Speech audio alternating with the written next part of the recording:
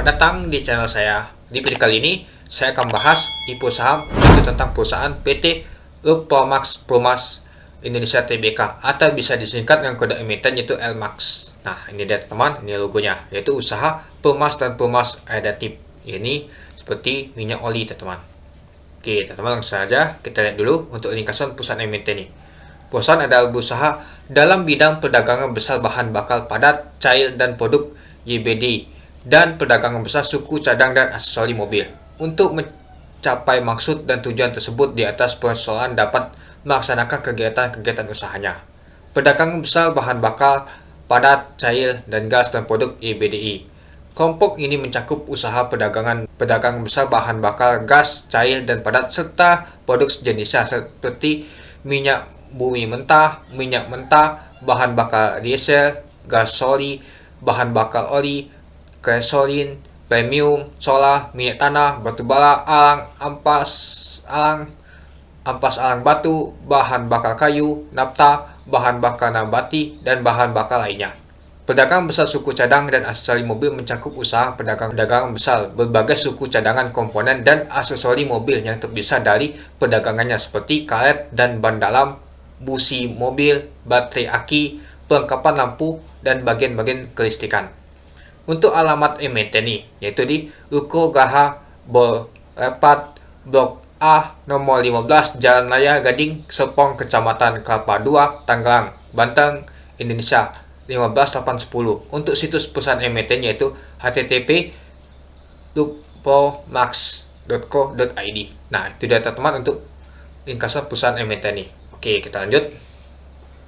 Nah, mungkin teman-teman sudah melihat ya, ini dia olinya teman-teman. Nah, pemas sepeda motor. Nah, ini juga untuk mobil teman-teman. Nah, diesel. Nah, mungkin teman-teman pernah beli ini ketika ganti oli teman-teman. Nah, ini pasti pernah ditemui juga teman-teman itu. Nah, ini pusatnya mau IPO teman-teman, itu dia. Oke, kita lanjut ke informasi pusat IPO ini. Jumlah saham ditawarkan adalah 195 juta lembar saham dari total saham dicatatkan yaitu 26,09%. Harga penawar rentang dari 160 sampai 200. Dana dipoles sekitar 31M sampai 39M. Untuk penawaran awal yaitu di tanggal 21 Juli sampai 24 Juli tahun 2023. Untuk penawaran umumnya di tanggal 2 Agustus sampai 7 Agustus tahun 2023. Untuk penjatahan saham yaitu di tanggal 7 Agustus tahun 2023. Lalu untuk pencatatan saham di Bursa Efek Indonesia yaitu di tanggal 9 Agustus tahun 2023. Dan untuk underwriternya yaitu AHA, Sinan Sekuritas Indonesia. Lalu masuk ke papan akreditasi. Nah, ini dapat waran teman-teman, di mana dua saham dapat satu waran teman-teman. Nah, lumayan menarik sih, itu dia. Nah, itu dia teman-teman untuk informasi pusat IPO ini. Oke, kita lanjut ke rencana penggunaan dana ini. Yang pertama, sebanyak-banyaknya 70% akan digunakan untuk pembelian persediaan. Yang kedua, sisanya akan digunakan untuk biaya operasional. Nah, lumayan sih untuk rencana penggunaan dana ini.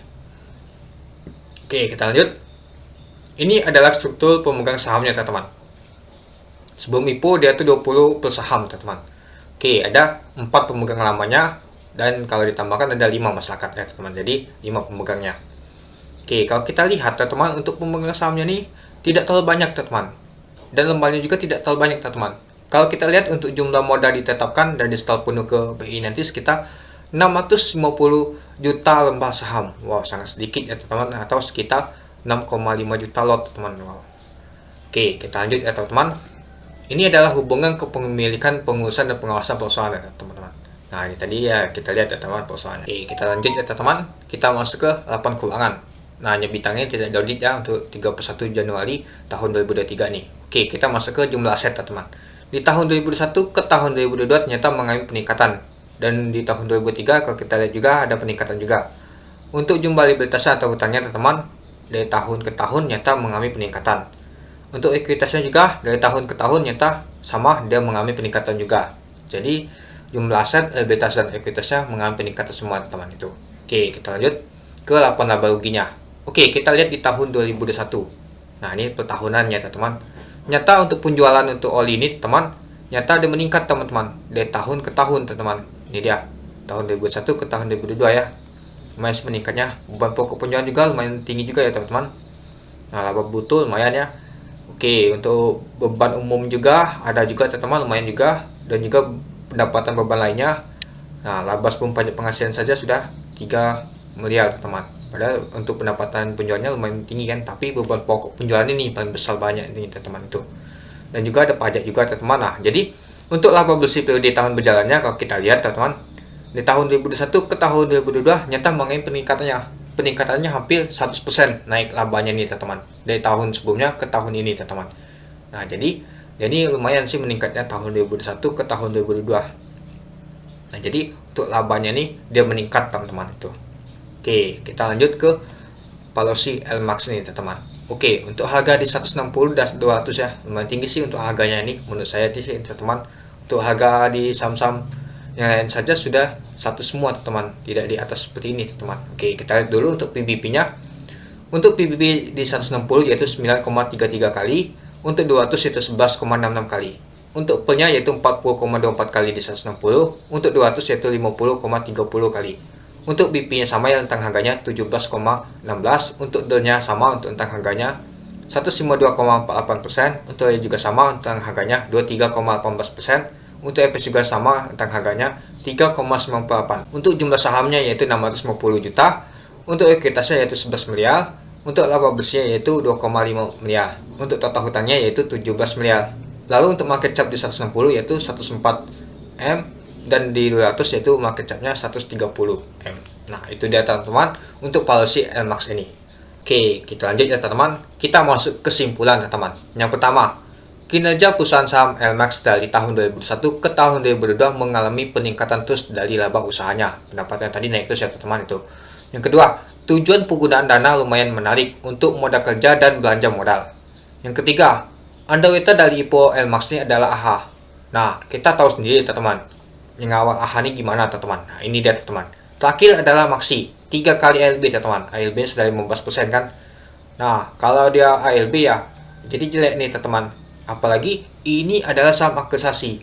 Kalau saham aktualisasi bisa saja seperti Sol ini, 4 kali ALB teman-teman. Atau WGS saja 5 kali ALA nih. Nah, kalau saya sih tebak dia pasti ALB teman-teman. Apalagi sebelum untuk LMAX ini ada nama tuh INET yang akan listing di Senin nanti teman-teman. Nah, kita lihat Senin nanti. Kalau dia INET ALB, artinya untuk LMAX ini banyak tidak minat nanti teman-teman. Malahan tidak ada yang minat sama sekali. Apalagi ini sahamnya aktualisasi, terus underweighted-nya AHA teman-teman. Itu dia. Dan juga Max ini kalau kita lihat sudah mencapai 50 kemarin teman-teman. Sangat cepat banget kemarin itu. Dalam waktu 7 hari kalau nggak salah. Dia capai 50 harganya itu.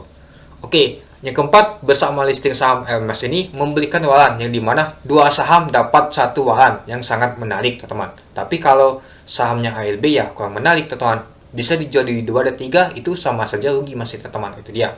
Yang kelima, saya akan skip beli IPO saham LMAX ini karena masalah underweighted-nya, dan dimana juga LMAX ini barengan sama offering IPO lain teman-teman. Itu dia di tanggal 9 Agustus nanti yang ada yang lebih menarik teman-teman. Itu dia. Apalagi LMAX ini di papan aktualisasi. Kalau bukan papan aktualisasi juga mungkin tidak minat saya teman-teman, karena underweighted-nya nih. Kalau bukan underweighted-nya AHA mungkin agak minat sih teman-teman, tapi tergantung juga sih. Itu dia. Oke, gimana menurut teman-teman untuk saham LMAX ini, apakah beli atau skip? Oke, mungkin itu saja sih teman-teman untuk video singkat saya tentang pembahasan saham LMAX ini. Oke, sekian dulu video singkat saya. Terima kasih sudah menonton. Salam cuan.